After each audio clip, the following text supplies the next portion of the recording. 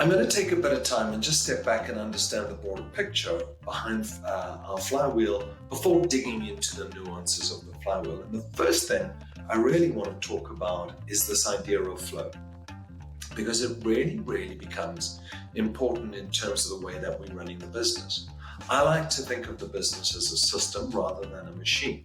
And if you think of a machine, take a car, your engine, your piston breaks, you replace the piston. The carburetor gets a bit faulty, you go and fix the carburetor. But with a system, there's a flow and there's a correlation cause-effect principle.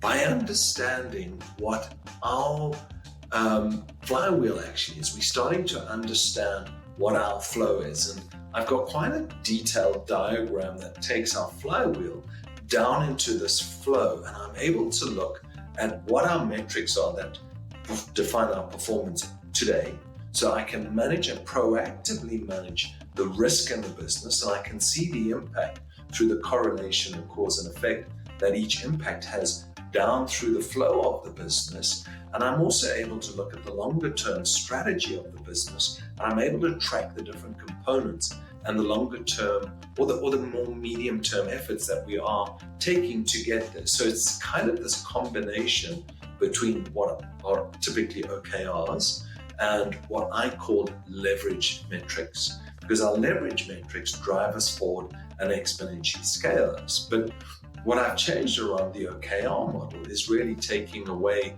this kind of centralized command control framework where I, as CEO, have my objectives and roll them down the business.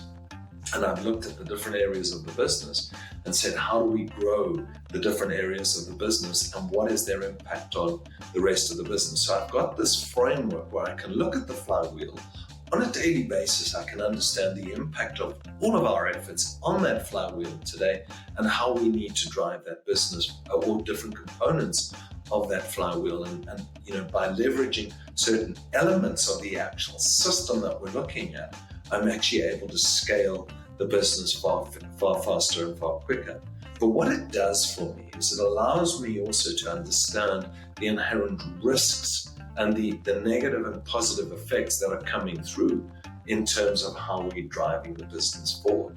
So the point I'm trying to make here is we think of our flywheel, we think of TerraFlow as a system rather than a machine. And this gives us a lot of flexibility and freedom on how we manage and drive the business forward. Because if I get my system working well, I have a healthy, sustainable business as opposed to hitting these targets. And I'm no longer driving people to hit targets, but I'm driving the optimization of the flow, because the more I put in one area, the bigger the impact. So if I want to increase sales, we just got to put more effort into the sales. But I know that I can balance the recruitment of the A players, the squads, the HR process, etc.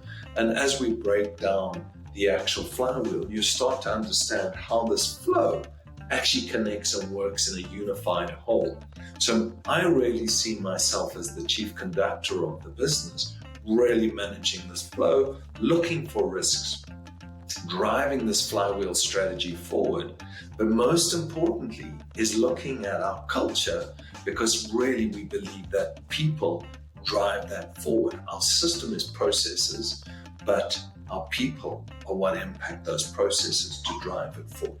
That's where cause and effect comes into play. So it's a very interesting dynamic for me. So that's just really how we think about our business as a system as opposed to a machine, how we're able to build this decentralized business, but more importantly, how we are able to create this sustainable business that allows itself to work without me having to overmanage it, which I think is a very, very